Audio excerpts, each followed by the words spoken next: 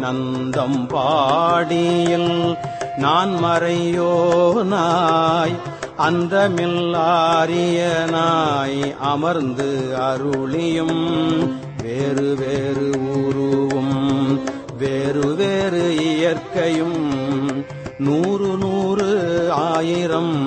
இயல்பினதாகி ஏருடை ஈசன் இப்புவனியை உய்ய ஏருடை ஈசன் இப்புவனியை உய்ய கூருடை மங்கையும் தானும் வந்தருளி கூருடை மங்கையும் தானும் வந்தருளி குதிரையை கொண்டு குடநாடு அதன் மிசை சதுர்பட சாத்தாய் தான் எழுந்தருளியும்